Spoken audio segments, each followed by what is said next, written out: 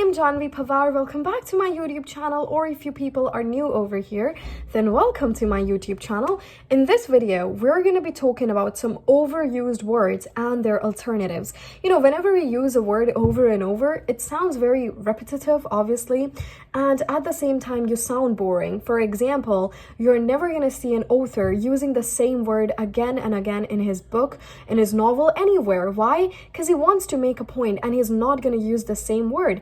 So same goes for each single one of us, is that instead of using the same word, we have got something much better. So let's get started.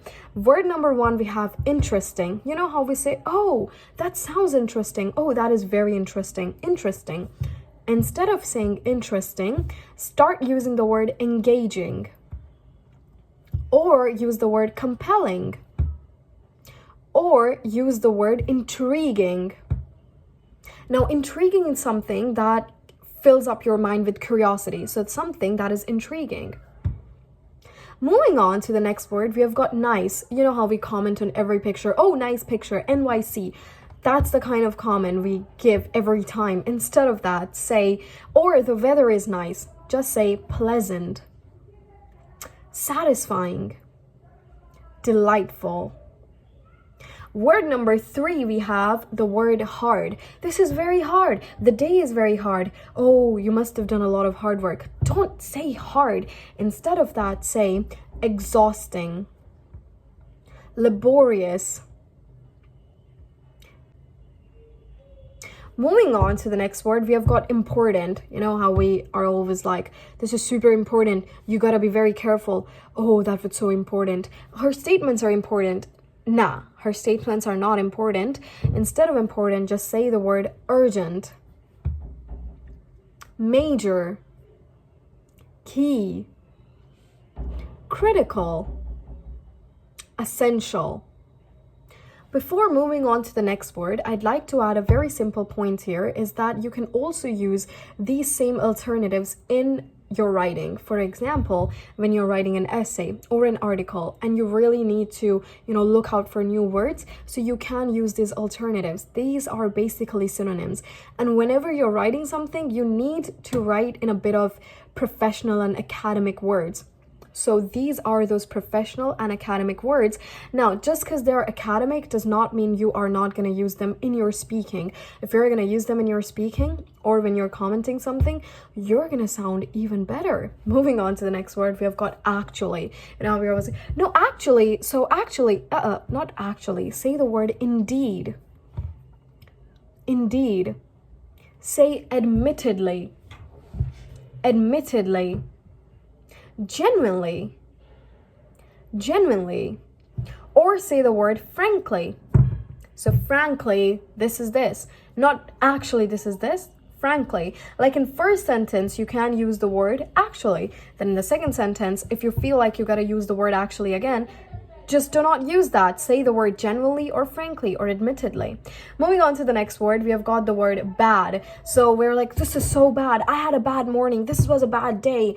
No, this is extremely bad. Do not say bad. Say the word substandard. This is kind of a new one, but substandard. Say poor. Say awful. Say terrible. Now, terrible is used for like huge bad things, when we're talking about something super bad, that's when we use the word terrible, but not for like small things. Or you can also use the word appalling.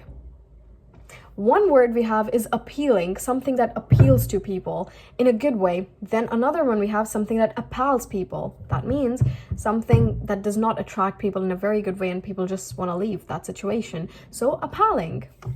Moving on to the next word, now that we have done bad, I think it's pretty obvious we're going to do good. So instead of saying good, say profitable, fruitful, perfect. It was a good day. No, it was a perfect day. Fine. How are you? I'm good. Or I'm fine. I think fine is pretty common as well. Next up we have like. I like her. I like him. I like this. I like that person. Or I like the situation. So do not say like. Say the word admire. Admire. Fancy. Now, fancy is a British word, you know, most of the times British people, they use this, I fancy you, or fancy a cup of tea. So fancy means would you like, so fancy. Or you can also use the word adore, adore. Next word we have unique, you know, that is such a unique way of putting it. Or no, her works are very unique. No, her works are distinctive, distinctive. Special or eccentric. Now, eccentric is something that is not all of the time used in a good way, but eccentric means something different, you know, something unusual. Moving on to the next word, we have got the word incredible. You know how we're like, oh, incredible pictures, or incredible that the program was incredible. No, the program was fantastic. Or you can use the word unbelievable. Or you can also say astounding, which is a pretty good word. Moving on to the next word, which is the last word of this video, is absolutely. So how we're all the time like, yeah, sure, absolutely. No, use the word certainly. Or say undoubtedly, undoubtedly. Or say definitely, definitely. At the same time, when you're saying undoubtedly, you can also say, yeah, without a single doubt. It means the same. So instead of using these words, you know, which are overused everywhere, start using the better alternatives. And now what I want you guys to do, in the comment section down below, I want you to use these alternatives in different sentences. And that is it. I hope you all stay safe and see you all in the next video. Bye, everyone.